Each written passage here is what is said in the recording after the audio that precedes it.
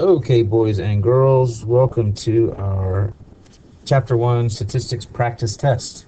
This is going to be different for me. I don't have a smartboard. I'm actually using the computer in its tablet form, which I have not done a lot of. I've done a couple of practice runs. The sound seems to be okay. Luckily, you do get to hear your statistics music in the background, which would be weird if we didn't have that. At least weird for me. So let's go through this test together. I might have to pause once in a while.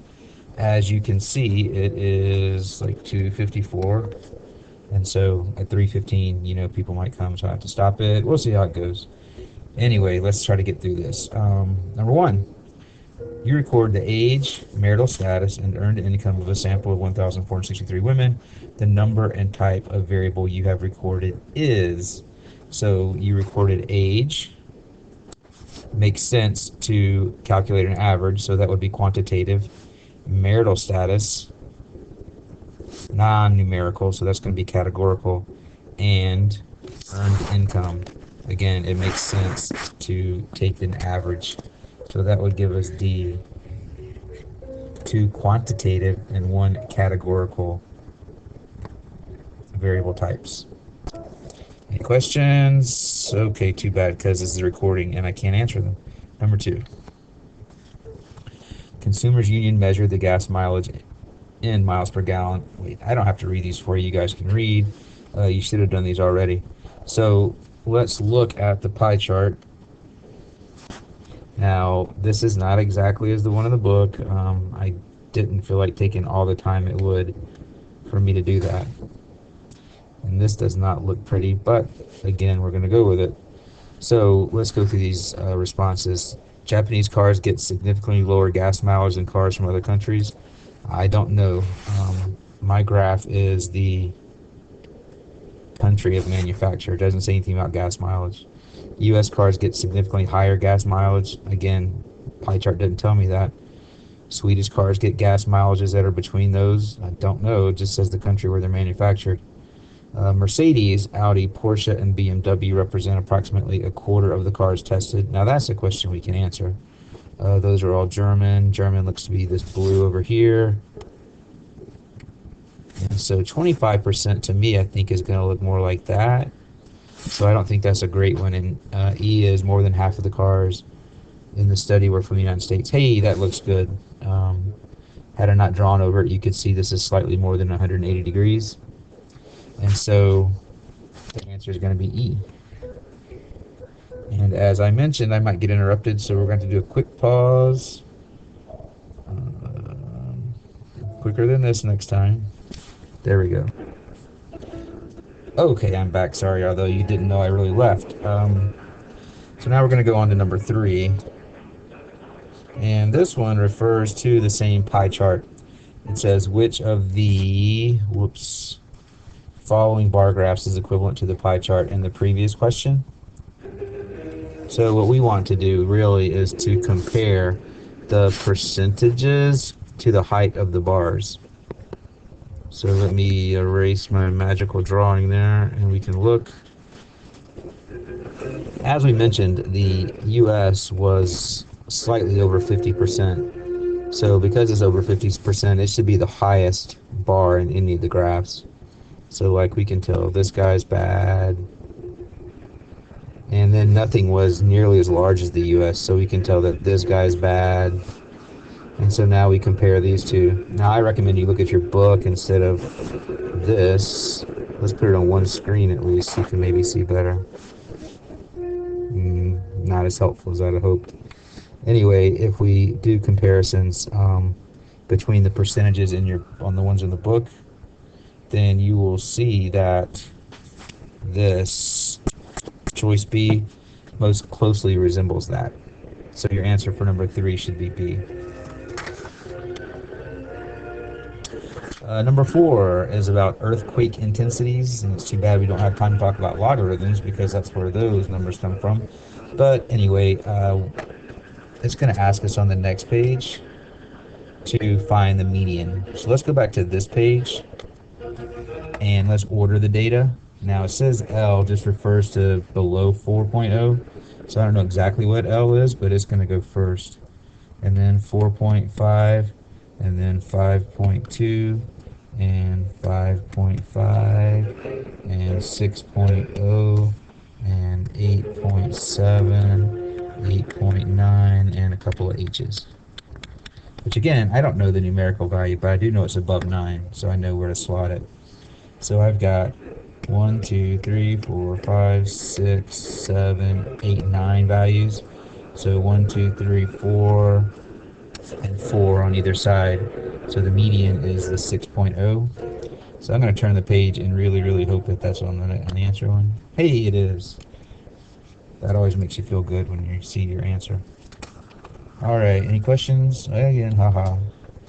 Questions 5 and 6 refer to the following setting. In a statistics class with 136 students, the professor records how much money in dollars each student has in his or her possession during the first class of the semester. A histogram shows the data that were collected. So here's our histogram. And again, I made this one in Fathom, so you should play around with that. It's a lot of fun. And let's see if we can answer the questions. The percentage of students with less than $10 in their possession is closest to. So you should notice that this is done by tens. There's 10. In your book it is as well. So that would be 20 and 30 and 40 and so forth and so on. So less than 10 is going to be just this column here.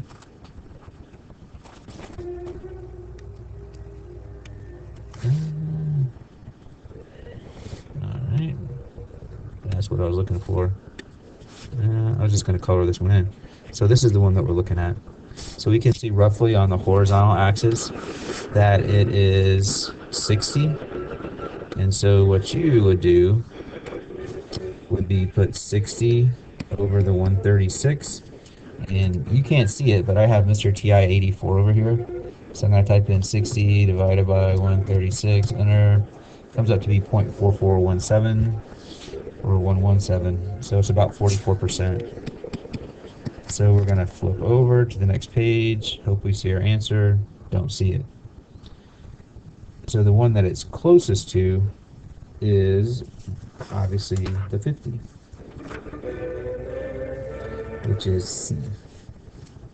I was hoping it'd be closer than that, but that's what it is. For number 6, which of the following statements about this distribution is not correct? So we've got histogram right skewed. Actually, let's look at it again. 1 second.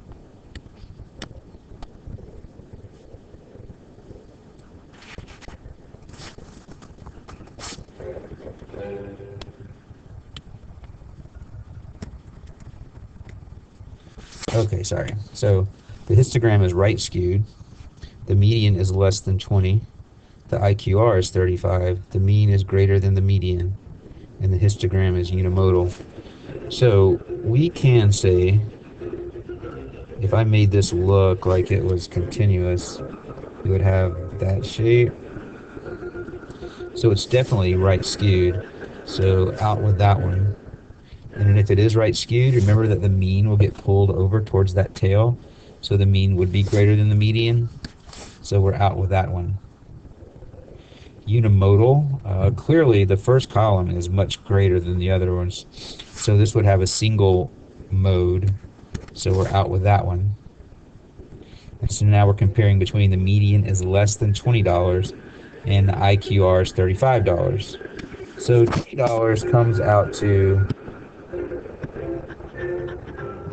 here. This is $20. So if we count, we have roughly 60 in this column and roughly 40 in this column. So that's 100 out of the 136. So I don't know exactly where, and we could probably figure it out that it would be in this one, under the 20. But it's definitely less than $20. So this is correct. So we take it out of the not correct. So the IQR is 35 is the answer. And if we needed to, we could go through and find the IQR. Actually, we couldn't find the exact IQR because these are ranges. And so we don't know if something that falls in the 0 to 10, if it's 9 or if it's 5. So you couldn't find the exact IQR. But we can definitely rule out the other 4. I'm going to have to turn down your statistics music. It's getting very exciting. All right, let's look at the next one. 40 students took a statistics examination having a maximum of 50 points. The score distribution is given in the following stem and leaf plot. Okay, and before I flip it over, did everybody get the answer to this one? What is missing?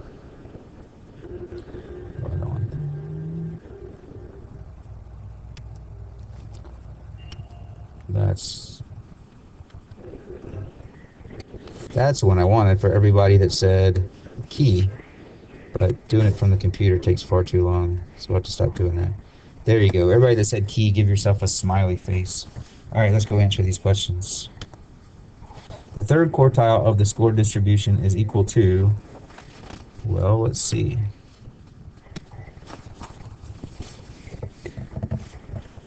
The third quartile is going to be the median of the second 50%. So we have 40 students, so the median is going to be in the middle, or the average of score 20 and 21. So we have 1, 2, 3, 4, 5, 6, 7, 8, 9, 10, 11, 12, 13, 14, 15, 16, 17, 18, 19, 20. So here's 20. Oops, smiley faces again. Nice. So here's 20 and 21. 21 and 23. So the median, not that we've been asked yet, is 22. But to find the third quartile, we're going to look at the set of data that starts at this 3, which is covered up by the smiley face, and all the rest of them. So I've got 1, 2, 3, 4, 5, 6, 7, 8, 9, 10, 11, 12, 13, 14, 15, 16, 17, 18, 19, 20. Hooray, 20 divided by 2 is, or 40 divided by 2 is still 20. So I'm going to go to the middle. 1, 2, 3, 4, 5, 6, 7, 8, 9, 10. All right, so the median is going to be the average of those two. And that's the average of 44 and 44, which is Hank Aaron's number, 44. So that's B. Let's look at number 8. The mean salary of all, oh, nothing to do with the other thing, so let's go back to full screen. Not that full screen. There we go. Beautiful. The mean salary of all female workers is $35,000. The mean salary of all male workers is $41,000. What must be true about the mean salary of all workers? Now, it didn't tell us how many male or female people were surveyed or are in the workforce. So I can't calculate an exact mean for this. So even though it might seem like it would be right in the middle, there's no way to know that it's going to be exactly $38,000. So I'm going to scratch that one off. Now for part B, if we use just a little bit of intuition, but you don't have to do it to answer this question, but just for argument's sake, remember that we talked about income before, and we thought that there were mostly people around some median amount, but then there are very few people that make really large sums of money. So we decided that it was right-tailed, and so whenever it's right-tailed, you're going to have the median, and then the mean is going to get dragged out towards the tail. So the mean must be, or intuitively to me, would seem like it's going to be larger than the median. But I don't know that for sure. So while that seems like a good answer for right now, for all I know, it could be uniform, in which case it'd be the same, or it could even be left-tailed, which someone suggested, in which case it would be less. So because I don't know the shape of the distribution, I'm going to hold off on B. All right, for C, it says it could be any number between 35,000 and 41,000. For D, it must be larger than 38,000. And E, it cannot be larger than 40,000. So for both of these, I would need to know the number of males and the number of females. I don't know that, so I can't use those two. So if I'm back to choosing between B and C, it's going to be C. Because there's enough males, even if it's just one, to drag it above 35,000. And even if there's only one female in the workforce whose salary is 35,000, That's enough to drag it below 41,000. So it's definitely going to be C.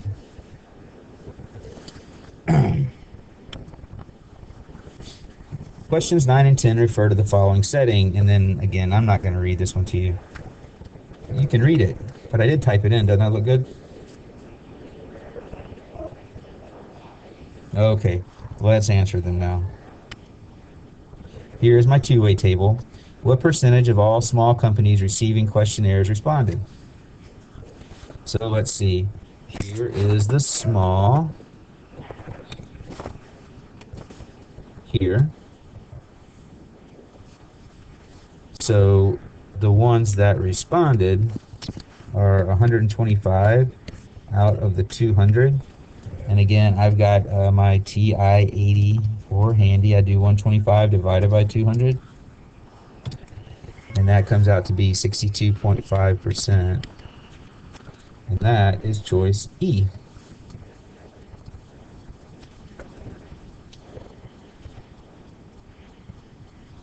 Number 10 says, which of the following conclusions seems to be supported by the data? There are more small companies than large. Nah, we did 200 of everybody. Small companies appear to have a higher response rate than medium or large. That looks intriguing. 125 compared to 81 and 40. So that one's a keeper. Exactly the same number of companies responded as didn't, and we already said that more small did. Small companies dislike larger companies, possibly, but you can't tell from this two-way table. If we combine the medium and large companies, then their response rate would be equal to that of the small companies. And we better check that one. 81 plus 40 is 121. It's close, but no cigar. So this one goes away, and we were right to check that one to start with. It's B as in boy. Number 11, an experiment was conducted to investigate the effect. Oh, see, there's the door. 1 second. And we're back. That was a question about the math team. If anybody wants to join the math team, you can let me know. All right, an experiment was conducted to investigate the effect of a new weed killer to prevent blah, blah, blah. Both were tested, a total of 50 test plots. Percent of weeds that grew in each was recorded. Here are the block plots. Which of the following is not, and make sure we're always reading the question, a correct statement about the results of this experiment? So don't laugh at my box plots, because I did them on the smartboard software. It's not real statistical software. And Sam hurt my feelings yesterday when he was making fun of the distance of those lines there. And so I didn't put them on this one because I didn't want him to make fun of me again. But they're really there just for readability. All right, so here we have W is the new, C is the old. And notice that where I have it labeled as percent of weeds that grew, that the higher the percentage, that would be bad. Because as a rule, you do not want the weeds to grow in your plants or whatever it is you're growing. So let's read our question and see if we can get the answer. At both high and low concentrations, the new chemical gives better control than the old one.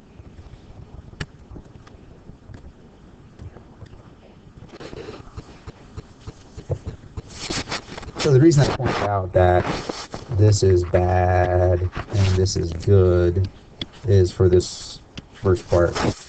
You can see W is to the left, which means it's better in a comparison of the lows, and W is only slightly, but still to the left of C here. So that's actually a true statement, so we're going to cross it out. Fewer weeds grew at higher concentrations of both chemicals.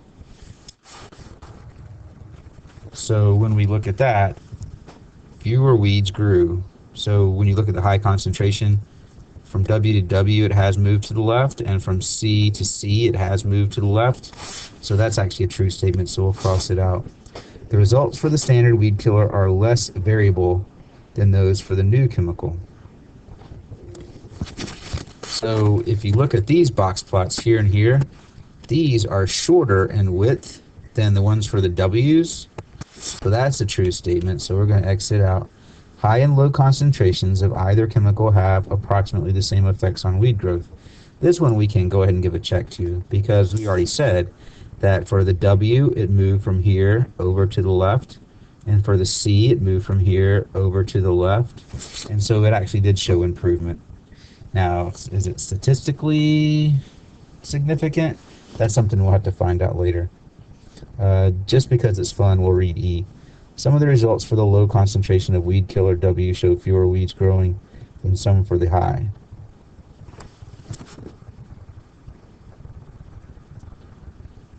And that's actually true. If you look at something over here on the high, that's bad, which over here is much better there. So that one was true also, so we would X it out. So D is the answer you want. Oh boy, we're on to the free response questions. So for these, I'll probably pause some in between, because I'll do fun stuff like load the numbers into Mr. TI-83, Mr. TI-84, and you probably would not want to watch me do that. Although some of you probably do. Alright, so I'm going to pause, enter some data, and then be right back. Okay, ready to resume. Oh wow, look at all that math that's up there now that wasn't there before. So what happened that I did not make you watch was I entered all of these numbers into one of the lists on my TI-84. I ran the one variable statistics for that column, and it generated the 5 number summary for me. And I recorded Q1, Q3 from that 5 number summary. Then I calculated the interquartile range, which is 46.5. I then multiplied that by 1.5 to get the 69.75, which gave me an upper limit for outliers and a lower limit for outliers. So that's what I did while I had you guys on pause. Now I'm going to construct a histogram for this data, because I'm going to use that stuff in part B. But I'd read the questions, so I knew that I needed to get those. So I'm going to do that real fast. So the first thing I'm going to do is put my axes down. And I'm going to go ahead and label it while I'm thinking about it. This is the frequency.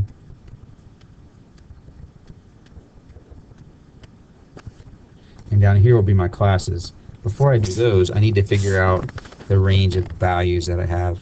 So it looks like I go from 151 to 7. These guys were nice enough to order the data for me. So the range overall is 144. Since I have 30, I don't want to have too many classes, because then it just might look silly. So I'm thinking I'm going to do 5 classes. So if I do 5 classes, and I'm going to go all the way from 0, I'm going to include 0 in there, all the way up to 160, because well, let's do 155.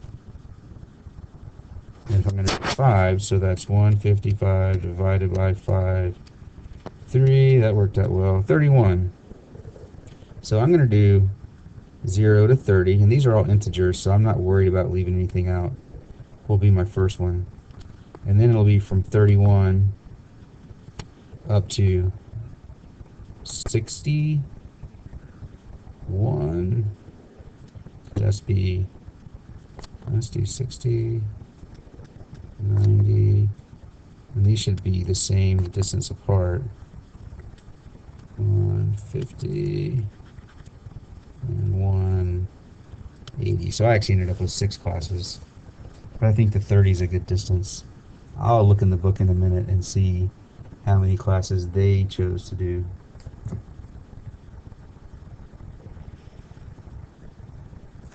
Alright, so I'm going to construct mine. So from 0 to 30, and mine's inclusive. I have 1, 2, 3, 4, 5, 6, 7. So on my frequency side, 1, 2, 3, 4, 5, 6, 7, 8, 9. And hopefully it won't go above that. I'm going to have a rectangle that looks like this. Oh, rats, I missed bad. Alright, for the next one I'm going 32 to 60, but I'm starting at 31. 60 is inclusive, so I have 1, 2, 3, 4, 5, 6, 7, 8, 9, 10, 11, 12. Okay, now it's 12 and I only went to 9. So now I should probably move some of this stuff so I can go up to 10, 11, 12.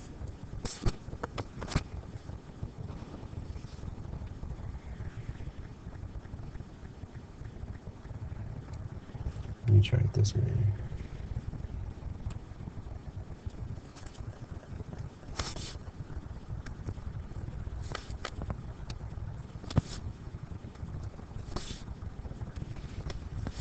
Oh, that's perfect. And so now we're going to go up to 12. And now starting at 72 for the next one, all the way up to 90. 1, 2, 3, 4, 5, 6, 7, 8 of those guys. There'll be none in here, and there'll be one in here, and there'll be one in the last one. So there's my histogram. The one in the book is not dissimilar. It has 8 classes of width 20, whereas I had 6 of width 30. Oops. So just remember that you want to get some sort of shape that you can tell something about the distribution and not have it be too spread out so it doesn't make sense, or too grouped together. I think mine's fine. I like it. So let's go to the next one. Before I do that, let me go ahead and not lose points on the AP test, because I did label this as frequency, but I also need to label the horizontal axis, so that was almost bad on my part. This is minutes on internet per day. Alright, now we can go on. Are there any outliers? Well, let's see.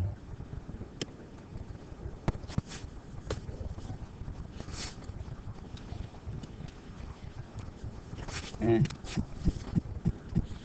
that's better. Okay. So I pulled that over here so we could see that the upper limit was 147. So if we look here, we do have indeed an outlier at 151. So my justification is that 151 is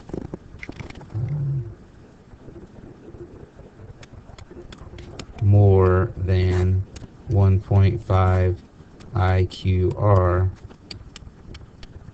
from the median. Part C, would it be better to use the mean and standard deviation or the median and IQR to describe the center and spread of this distribution, and why? You would want to use the IQR and median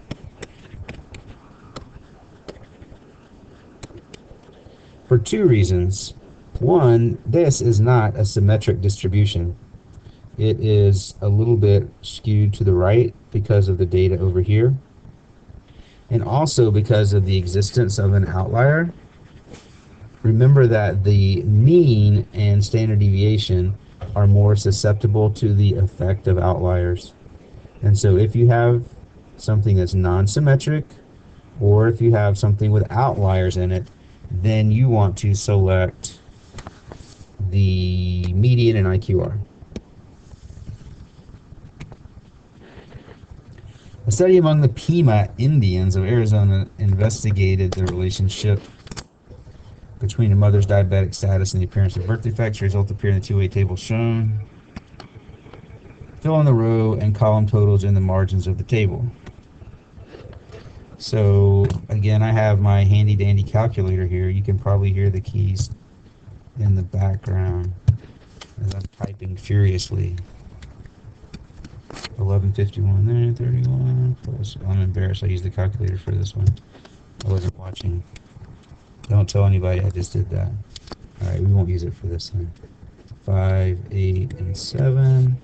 and 5, 7, and 3, and 47, and 7, 0, 2, 1. So these are the numbers that you should have filled in for number 13. Part B, compute in percents the conditional distributions of birth defects for each diabetic status. Oh, hold on, there's the door again. Okay, and we're back. Sorry about that. So it says the compute in percents the conditional distributions of birth defects for each diabetic status. So reading in our table, for the non-diabetic, I will have 754 over 785 will be my first one, and that comes out to be about 96.1%. All right, for the value below that, I will have 31 over 785, and that comes out to, as you would expect, 3.9%, because it would make sense when I'm looking at this column that these guys add up to 100%. Next, we'll have 362 over 375, gives us 96.5. And then 13 over 375 will give us 3.5%. And then you get these other values by doing the same thing in the last of those columns.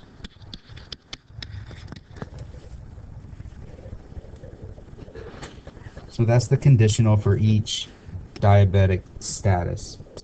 And if we flip back real fast, we'll see that the diabetic status were these: the non-diabetic, the pre-diabetic, and the diabetic.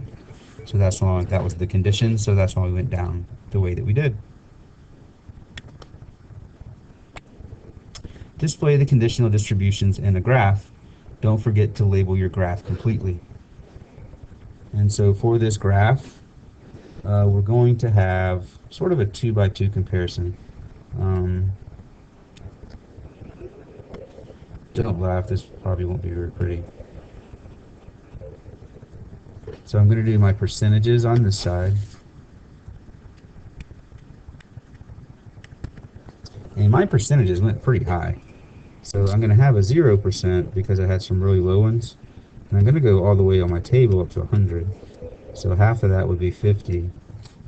And then I'm going to have maybe a 40 and a 10 and a 20 and a 30 and a 60 and a 90 and an 80 and a 70. And then maybe go through and label some of those in case somebody wants to read it. So for non-diabetic,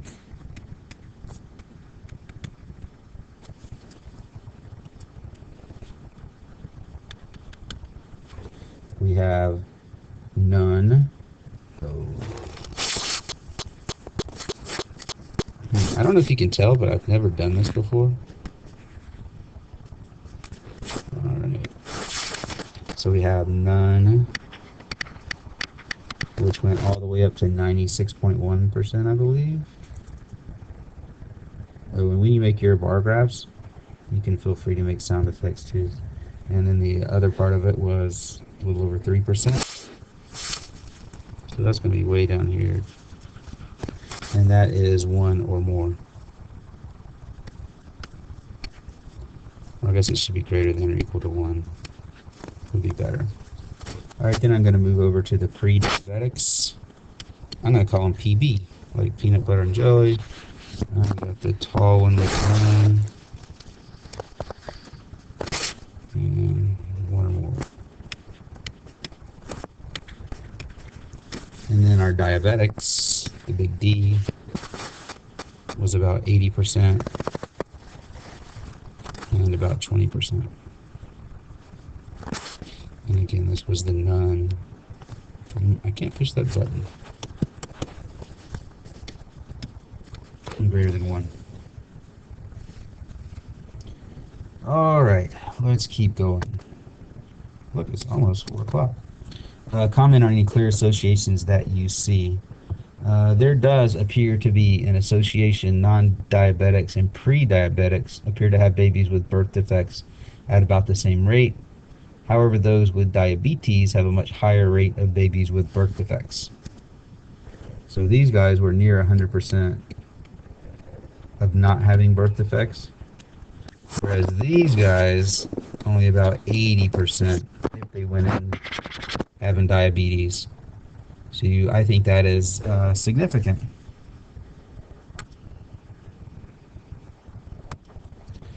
Okay, the back-to-back stem plot shows the lifetimes of several brand X and brand Y batteries. Oh, notice this one has the key. And this one is very important to have that key, because if we just look at it without the key, then we might think these values mean like 17 or 22 or 26 or 30, 31, etc.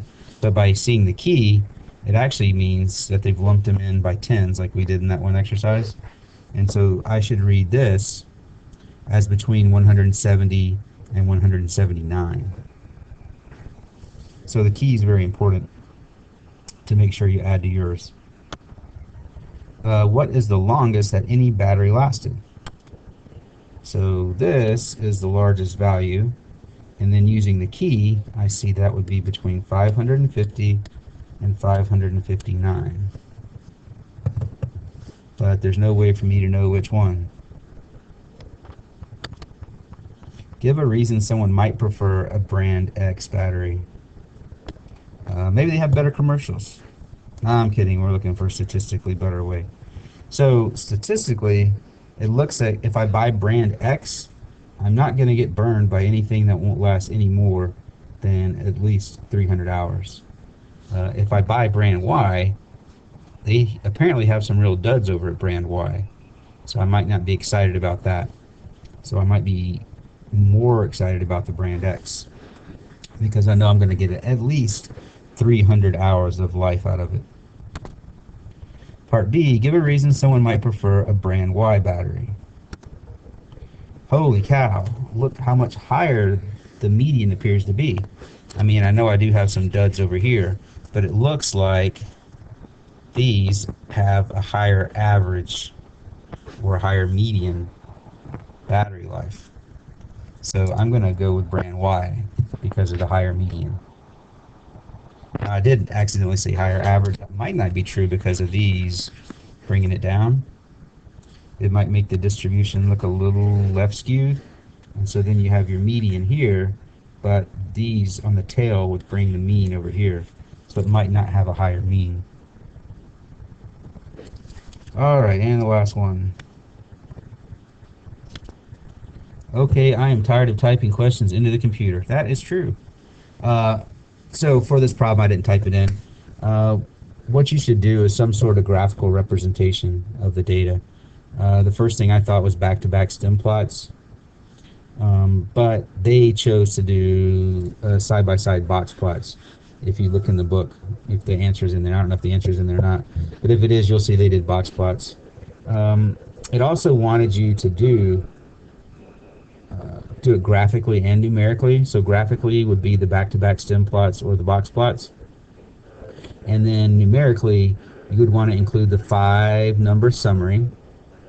Especially, you would have to have it if you're doing the box plots. And go ahead and include the mean and the standard deviation. And once you have all of those to compare, then you would see that the numbers do suggest that the American League hits more home runs than the National League, although with a slightly higher variability, and that the National League did have a couple of outliers. All right, so that is your AP Statistics practice test. That didn't take long.